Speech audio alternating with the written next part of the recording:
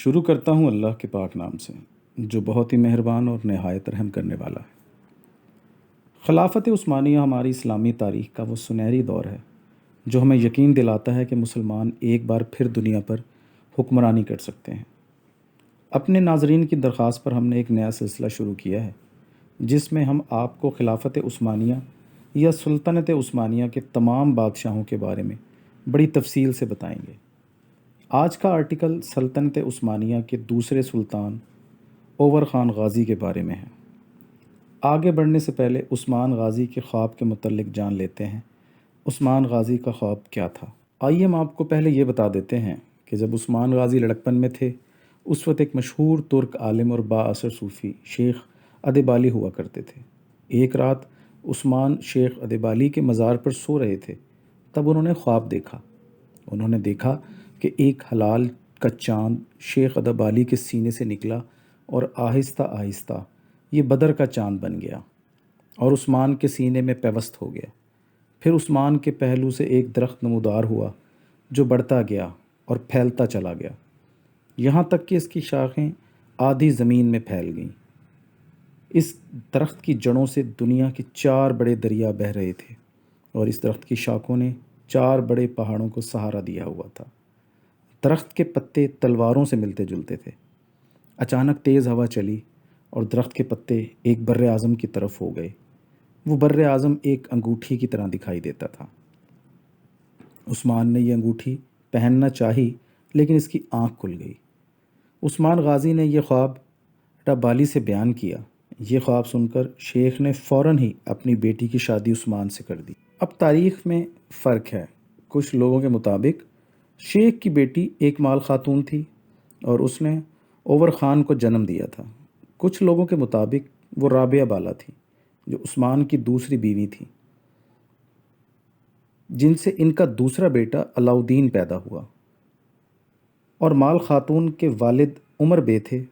تاہم سب اس بات پر متفق ہیں کہ سلطان اور غازی 6 فروری 1288 کو سوگوت میں پیدا ہوئے تھے اور ان کے والد عثمان غازی اور والدہ مال خاتون تھیں۔ اوور خان اول سلطنت عثمانیہ کے دوسرے حکمران تھے۔ عثمان غازی کی موت کے بعد ان کے بیٹے اور خان غازی تخت نشین ہوئے اور انہوں نے بھی حکومت اور فتوحات میں اپنے والد کا ساتھ دیا۔ اپنے والد کی پالیسی کو جاری رکھا۔ 1327 میں انہوں نے نیکومیڈیا کو فتح کیا۔ ازمٹ استنبول کے قریب شمالی مغرب ایشیا پیسیفک کا ایک شہر ہے۔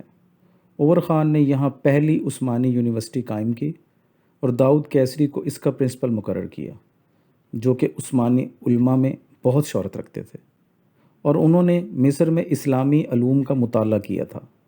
سلطان اوور خان دراصل حضور پاک صلی اللہ علیہ وآلہ وسلم کی بشارت کو پورا کرنا چاہتے تھے جو انہوں نے قسطنطنیہ کے بارے میں دی تھی۔ اس لیے انہوں نے ایک بہت ہی اہم حکمت عملی تیار کی جس کا مقصد بعض نتینی دارالحکومت کا ایک ہی وقت میں مشرق اور مغرب سے گھیراؤ کرنا تھا۔ اس منصوبے کو عملی جامہ پہنانے کے لیے اوور خان غازی نے اپنے بیٹے سلیمان پاشا کو بھیجا۔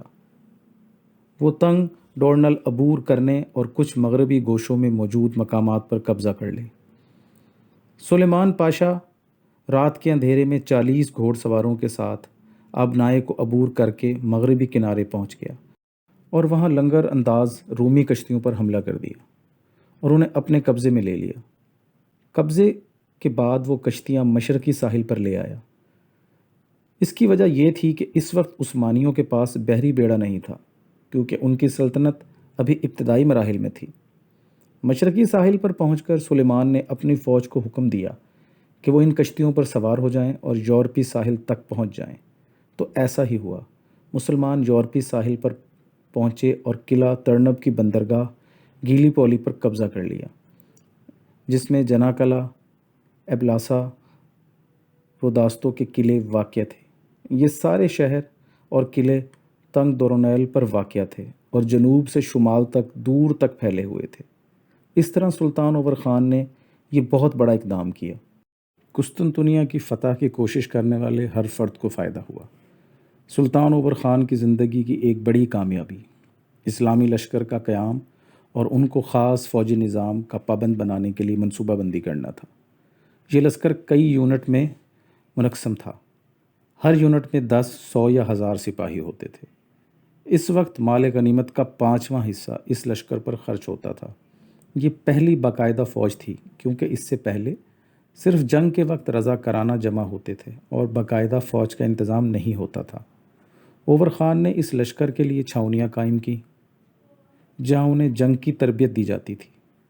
جیسے ہی اوور خان اس لشکر کی تنظیم سے فارغ ہوئے، وہ فوراً ہی ایک مذہبی عالم دین ربانی الحاج بختاش کی خدمت میں حاضر ہوئے، جو ایک بہت ہی متقمی اور پرہیزگار شخص تھے۔ اوور خان نے ان سے دعائے خیر کی درخواست کی تو انہوں نے اپنا ہاتھ ایک سپاہی کے سر پر رکھا اور دعا کی، اللہ انہیں سرخرو کرے اور ان کی تلواروں میں تیزی اور کاٹ پیدا کرے۔ انہوں نے اس فوج کا نام ین چیری تجویز کیا۔ یہی فوج تاریخ میں جانثاری فوج کے نام سے مشہور ہے۔ اس نے لشکر کے جھنڈے کا رنگ سرخ تھا، جس پر ہلال بنا ہوا تھا۔ ہلال کے نیچے ذوالفقار نامی ایک تلوار بنی تھی، جو حضرت علی رضی اللہ عنہ کی تلوار کا نام تھا۔ سلطنت کو مستحکم کرنے کے لیے اوور خان نے اصلاحات اور عمرانی امور کی توجہ دی۔ اوور خان نے نظام سلطنت کو نئے خطوط پر استوار کیا اور فوجی طاقت میں اضافہ کیا۔ انہوں نے مساجد تعمیر کی اور تعلیمی ادارے قائم کیے۔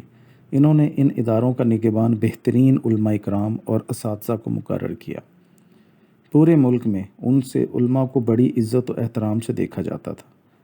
کراسی کی عمارت پر قبضہ کے بعد مزید 20 سال تک اوور خان نے کسی بھی علاقے پر حملہ نہیں کیا، اور 20 سال کا یہ عرصہ اس ملک میں نظم و نسق کا بہترین دور ہے اور فوجی طاقت کو مستحکم کرنے پر لگایا۔ اوور خان غازی کی شادی نیلوفر خاتون سے ہوئی، جن سے ان کا بیٹا مراد اول پیدا ہوا۔ مراد اول کو ہی سلطنت عثمانیہ کا بانی سمجھا جاتا ہے، جس نے 1326 سے 1359 تک حکومت کی۔ اس نے زیادہ تر مغربی اناطولیہ کو سلطنت عثمانیہ سے منسلک کیا، جبکہ ترک فوجیں اس کے دور میں پہلی بار یورپ میں داخل ہوئیں، جب اس کے بیٹے سلیمان پاشا نے گیلی پولی پر 1354 میں قبضہ کیا، اور خان غازی کا انتقال 1360 یا 1362 میں بورسا شہر میں ہوا اور وہیں اپنے والد عثمان غازی کے پاس تدفین ہوئے۔ آپ نے 75 سال کی عمر پائی اور 30 سال تک حکمرانی کی۔